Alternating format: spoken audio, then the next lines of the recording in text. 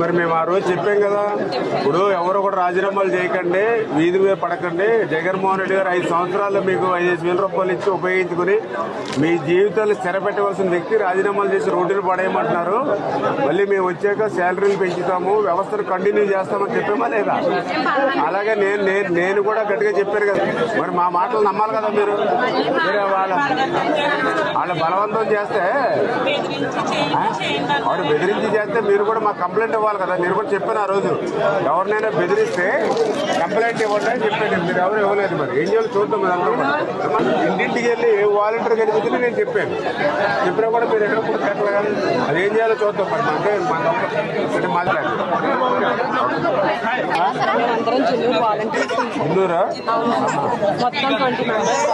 మీరా? ఏదమ్మా ఏంటండి? ఏమైంది?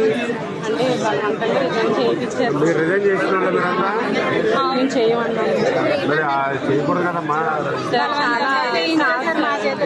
చాలా బలవంతం చేశారు. అదే ఎంత బలవంతం చేసినా మీ ఊరికి ఎవరు బలవంతంగా ఎందుకు చేస్తారు? మీరు మిగిలిన వాళ్ళందరూ ఎందుకు చేయలేదు? మీరేందుకు చేశారు? ఎలా కదమ్మా, ఇప్పుడు నాకు పాలకొల్లు నియోజకవర్గంలో 1600 మంది వాలంటీర్స్ ఉన్నారు. అందులో చేసిన వాళ్ళు నాకు తెలిసిందే 150-200 మంది చేశారు. మరి మిగిలిన వాళ్ళు చేయలేదు. మరి మీరెందుకు చేశారు? ప్రతి ఇంటికాడ కూడా వాలంటీర్ కనిపించడం వల్ల చెప్పండి, మెసేజ్ ఇచ్చాం. ఇప్పుడు రాజీనామా చేసి వచ్చారు. ఇప్పుడు ఏం చెప్పాం మనం? ఆ రోజు మనం చెప్పాం కదా చాలా క్లియర్గా, ఇంటి దగ్గర దండం పెట్టి మరీ చెప్పారు, చెల్లెమ్మ మీరు రాజీనామా చేయకండి, రోడ్డు మీద పడకండి. రేపు వద్దు మన ప్రభుత్వం వచ్చాక వాలంటీర్కి శాలరీలు కూడా పెంచుతాము.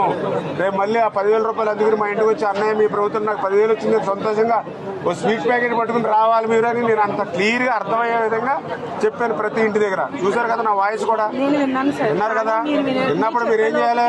మన ఎమ్మెల్యే గారు కంటే నమ్మకస్తులు మీకు ఎవరుంటారు ప్రపంచంలో? మీరు ఉన్నప్పుడు ఏం చేయాలి? మీరు వీళ్ళ మాటలు ఎక్కలేదు, ఎమ్మెల్యే గారు ఉన్నారు అని మాకు ఉండాలి. మీరు ఎవరు చేయలేదు, మీరే చేశారు అనవసరంగా. ఇక్కడ టౌన్లో ఉంది, అక్కడక్కడే చేశారమ్మా, అందరూ చేయలేదు. ఇప్పుడు మీకులాగా స్టేట్లో చేసిన వాళ్ళు ఉన్నారు. అంటే ఇది పాలసీ మ్యాటర్. ఇది రాష్ట్రంలో ఏం చేయాలో ఆలోచిద్దాం.